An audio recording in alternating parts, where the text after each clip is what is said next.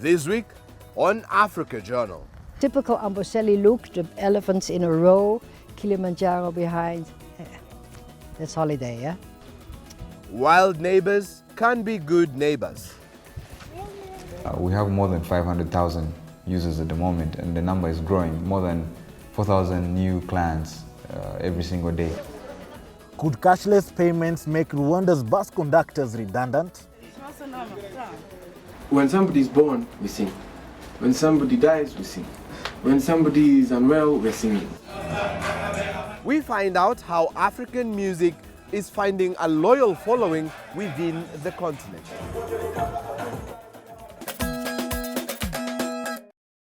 Hi, welcome to yet another episode of Africa Journal. I'm George Mutero, and it's with great pleasure to introduce to you Eddy, who joins the Africa Journal team. You might know him from the popular show Upbeat, and while he's a great addition to the Africa Journal adventure team, he'll be teaching us a thing or two about music, won't you, Eddy? What do you want to know about music, Mutero? I'm sure the viewer and I would like to know more about the upcoming artists and the concerts that are a must attend, and a thing or two about music. I'll do all that, but I'm not quite sure about you dancing. Now, on to the business of the day. Now, Kenya has a wide range of wildlife species, and mostly these wildlife species translate to tourism revenues. Quite true, Mutero. However, we are struggling with the declining numbers of wildlife, not just here, but across the globe. Sure, man's need to develop, improve infrastructure, and improve his life comes at a great expense. Most of this time, the great expense is the encroachment of wildlife areas or territories. But some may have found an interesting way for all of us to get along. Take a look. It's the crack of dawn. The sun slowly rises and spills its gentle warm rays on the Amboseli landscape.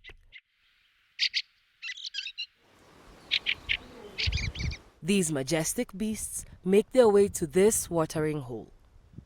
The animals with the longest memory know that no matter what season it is, they can count on finding water here at the Eleral Conservancy. In this ecosystem, we have now over 1,600 elephants that cross into the Tanzania forest, Mount Kilimanjaro forest, then Amboseli, Eleral area. The C.E.O. Eleral Conservancy is a unique partnership between the African Wildlife Foundation, the Internet or Eleral Maasai community, and Southern Cross Safaris, a private operator. I think it's long been recognized that government alone cannot effectively steward natural resources.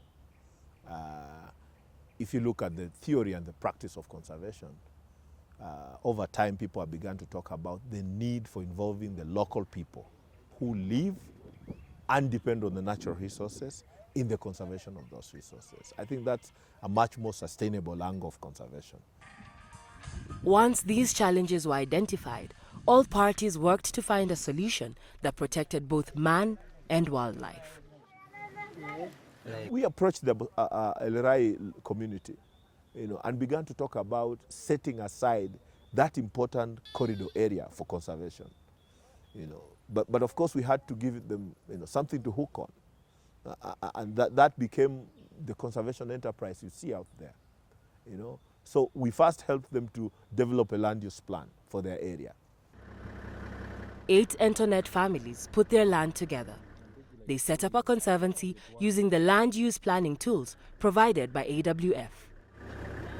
Eleral sits on an important corridor area between the Amboseli and Kilimanjaro National Parks.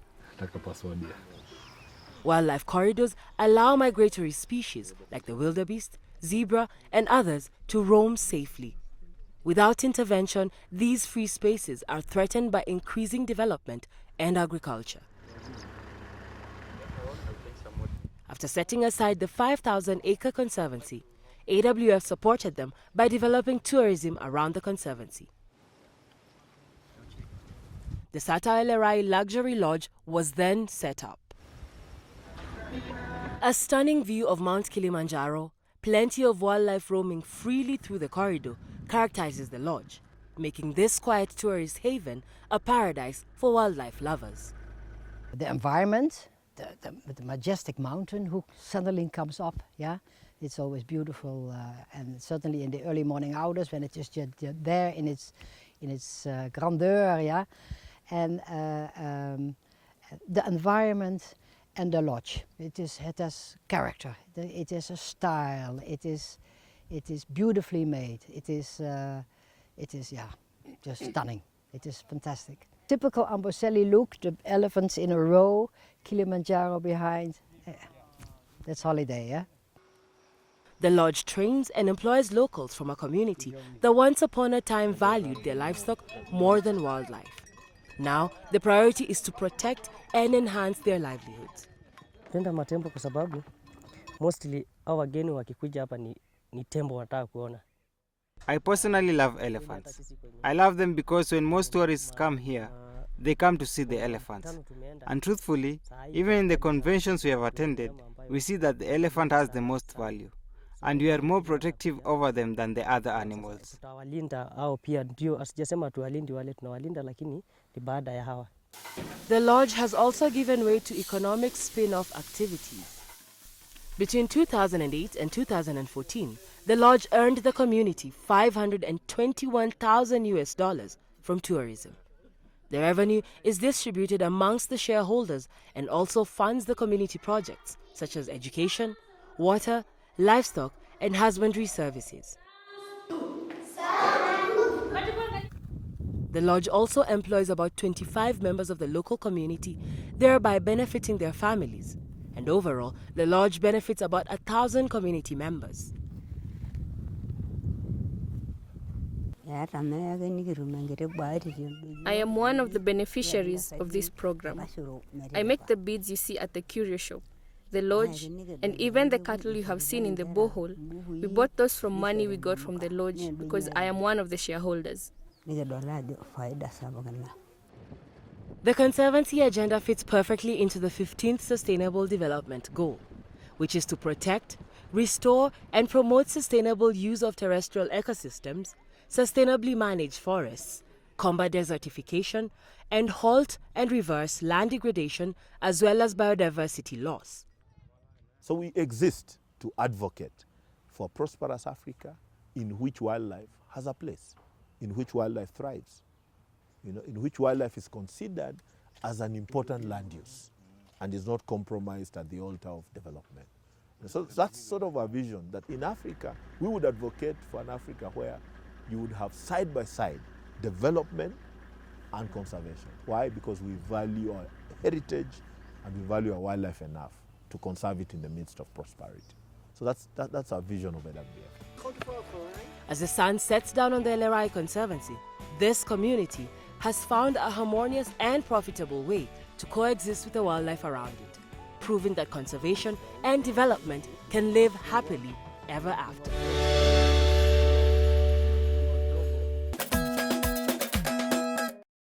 What you forgot to mention about Eddy is that I charter vans to Masai Mara and Amboseli. We're not here to talk about your business, Mutero, but some serious issues now. Africa's transport sector has been in dire need of attention for decades. Yes, Rwanda's capital, Kigali, has been churning out smart buses that offer 4G Wi-Fi. But now a new program is aimed at moving these buses around more efficiently. We are off to our favorite city, right, Mutero? Yes, did someone say tap and go? Find out.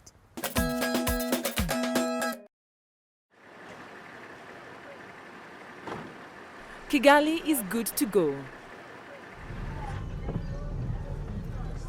Tap and go. This is a new trend in the city. It has replaced cash payments in public service vehicles with electronic cards. The revolutionary technology has given a facelift to the transport industry in Rwanda's capital.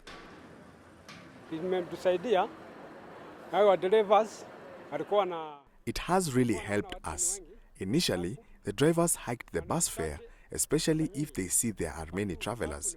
But these cards, once you load them with money, and when you come to the terminal, you just swipe and you get in. So they've really helped us.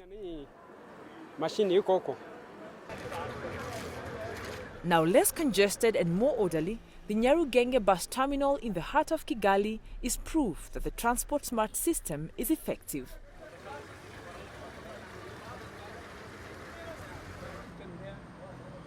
The Tap and Go project was piloted in 2014 by the AC Group. The technology company provides smart transport solutions in Rwanda, supported by the Rwandese government. Majorly, Tap and Go was a solution that came because of the different challenges that were in public transport. And some of the challenges, of course, theft and fraud. You do not know how many people have been in a bus. You do not know how much money to ask for from the driver and the conductor. And that was a continuous problem that the bus transport companies had for a very long time. The concept is pretty simple. Step 1, buy card. Step 2, top it up. Step 3, tap and board. Cash can be put in the card from any AC Group mobile agents in the taxi park, at bus stops, or from e-sale agents in Kigali neighborhoods. There is no minimum or maximum amount to load, making it affordable for all. The services, however, are only provided for within the city center and not beyond. So what happens is, in Kigali, the fare on a particular route is fixed, irrespective of where you get off from. So if I'm moving from point A to Z and I stop on point D, I still pay the same amount. The system is proving beneficial not just for commuters, but also for bus owners who can better monitor activities. So when we were thinking of Tap and Go, we were thinking of a solution that will, first of all, solve the problems that public transport companies have, but then gradually make public transport more efficient. And the best way to do that is having reliable data on public transport. And the only way to gather data is, having a system of tracking, who's traveling, mobility, when are people traveling, where are they traveling from, how is the traffic on the routes with public transport, and that's exactly what we're doing as AC Group. The initiative is part of the government's program for a Smart Rwanda.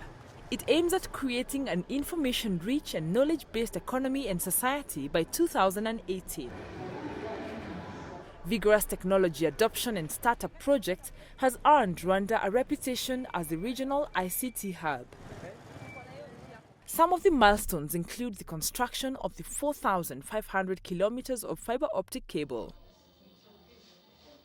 There is a One Laptop Per Child initiative that aims to provide laptops to school children to enhance technology fluency and modernize the education system. By June of 2016, 216,000 laptops had been distributed since the project began. Change can meet resistance, but Tap and Go is on the move. At the beginning, we had a lot of people, of course, not receive the product easily, but the government had, some kind of target of having this working because they knew the benefit, and now they are actually stakeholders in the project, and we have more than 500,000 users at the moment, and the number is growing, more than 4,000 new clients every single day. Yes, we spoke to our... Patrick and the AC Group have prospects of diversifying the card services. They can be for more than buses, but also allow for mobiles and bank payments to top up the cards. Kigali is trying to be the trendsetter for the rest of the continent. Look out Nairobi, Johannesburg, Lagos, and Cairo. You could be tapping and going very soon.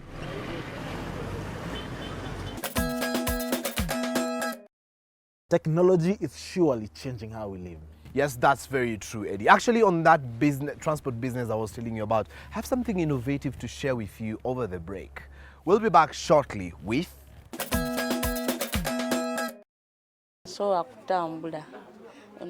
I came to this place when I could not walk at all. Master Black made walking again possible and a reality for me. This magic man has something up his sleeve that you don't expect. Welcome back to Africa Journal. Glad you're still watching. I'm George Mutero, and our new boy is... I'm not new anymore, Mutero. I'm Eddy. Good. Now, something interesting happened while we were planning for this show. Our fellow producer, C.E.O, mentioned in her recent trip to Uganda, she met a man who mends broken bones. But I wonder, does he do it like an orthopedic? No. He uses Kunfu technique. He believes that his fingertips acts as the Xray to determine broken bones or pain on people's bodies. That's very interesting. Here's more about him.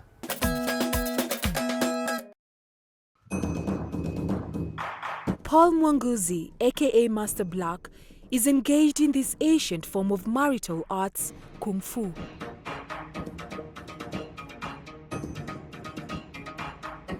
His roots in the old Chinese fighting art have very much to do with his bread and butter today. He traces the beginning to when he was just 14 years old.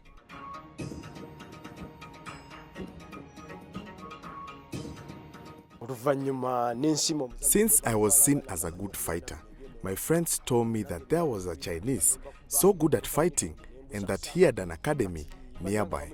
So I wanted to go prove my abilities. I asked them to take me to him. When I met Side Chen, I got to fight with him.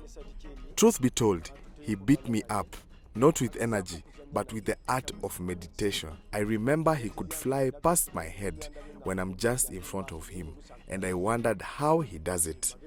What a skill. I was so marveled. He apprenticed under his Sifu, Kung Fu teacher, impressing him while making his bonds. Between 1991 and 1992, I had already started training with him, but in a few months of training, he realized that I was a good fighter, so he proposed to take me to China. But it was while in China that he fell from grace. A mission he was sent on had the desired results, but his tactics fell under scrutiny.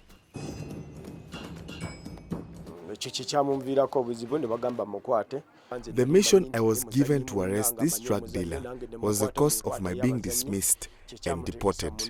Knowing that the guy I was going to capture was also skilled, I applied a tactic fused with both Chinese and African art of Kung Fu, and I managed to get him arrested too.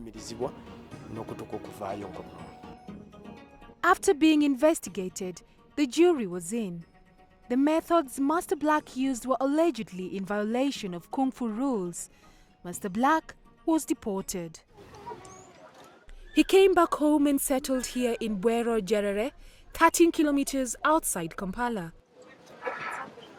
The 38-year-old took his strong seasoned hands that can break bonds and turned them into tools of healing. HELEN Namanja is one of his patients. So far, I have been treated for 3 weeks and a half. Before, I could not lift a 5-liter jerrycan. Actually, yesterday night, I went to the well to collect water with 2 10-liter jerrycans. I couldn't bend for a minute. I could never sit as I am seated now. I used to lay down. With a lot of pain, I could try to sit. My feet used to paralyze. But as I speak, there is such a great difference. Helen fell off a motorbike, popularly known as Boda Boda. Since then, she has had back problems. The mother of 6 gave up on hospital bills because of costs, as well as other forms of treatment. Master Black has built himself a reputation as a Kung Fu born fixer. Everyone who knows him kowtows to his skills. The talent of treating bones started with my great-grandparents, and the talent kept flowing in the family. He attends to anywhere between 2 to 40 patients a day. Consultation costs $3 and then treatment costs depend on severity of injury as well as how many sessions one needs, usually in the range of $80 to $140. Fortunately, he has been able to train his wife and 8 kids in the art of Kung Fu bone fixing. They help with the workload.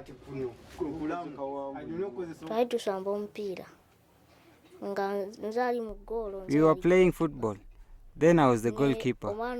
As I was getting hold of the ball, a boy fell on my hand and it broke. I could neither lift anything nor write. But now, I can do all that comfortably without any pain.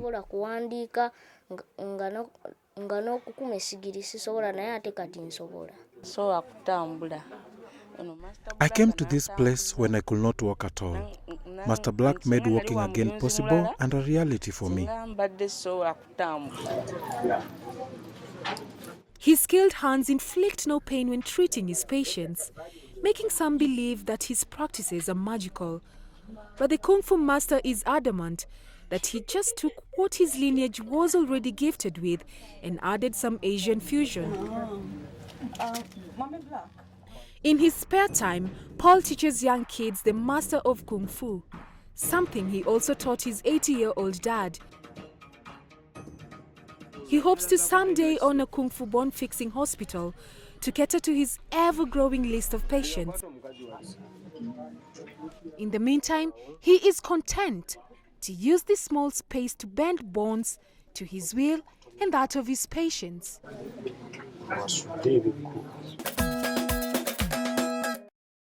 Now onto a segment where my good friend Eddy is an expert, music. Eddy, I honestly envy your job because you get to go to these amazing concerts, interact with these amazing rock stars, meet these amazing people and enjoy good music.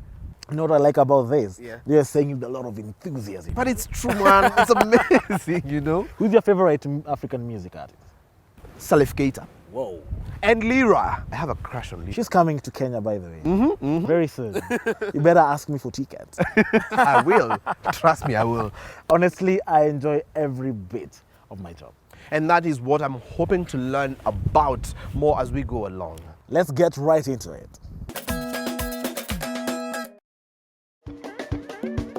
The beats, dance,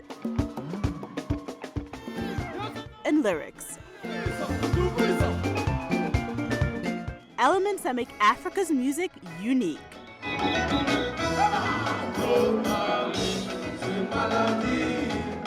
The music in African culture is so easily accessible.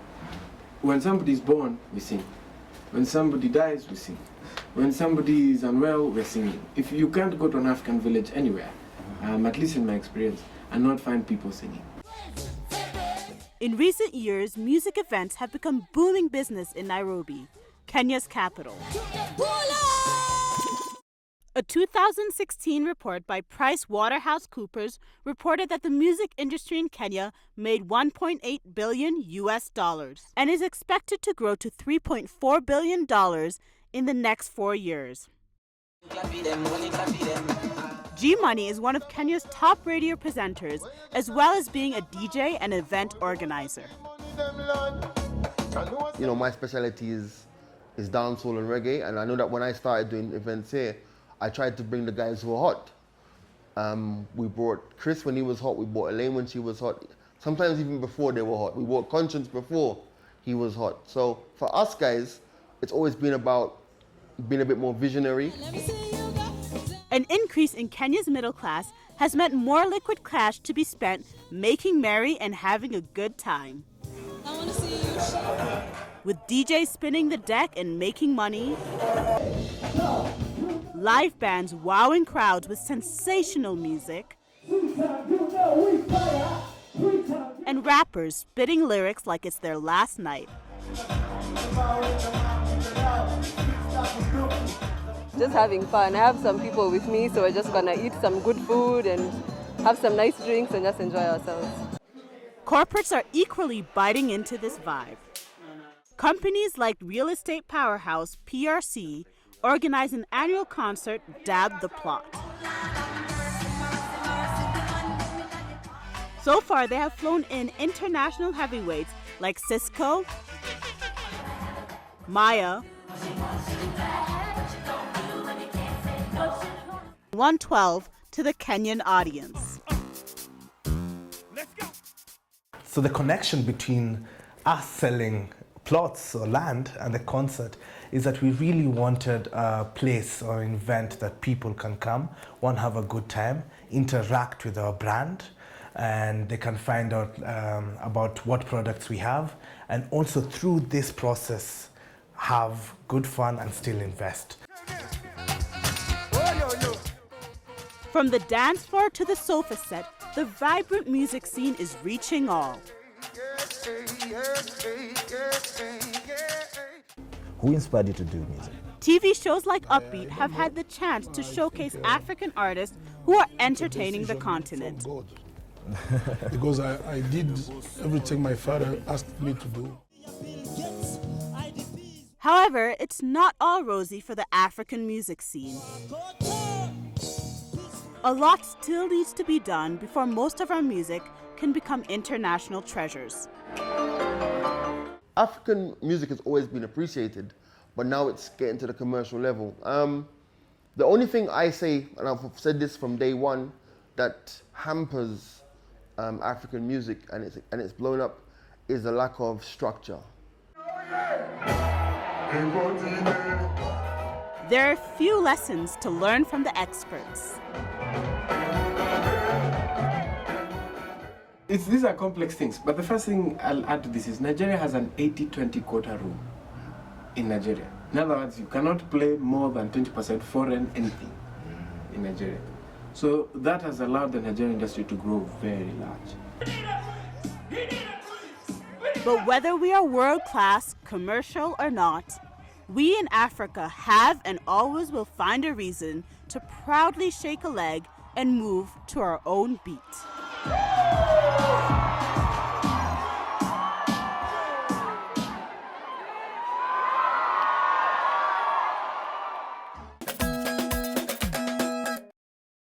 Now that you've promised me tickets, Eddy, when am I getting them? Don't worry, Mutero, you and your girlfriends are sorted.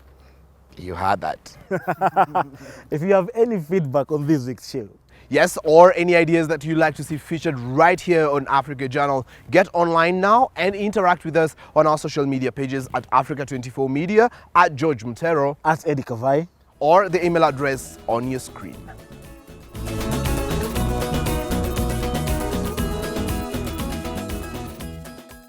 That's it for this week. Here's what's coming up next week.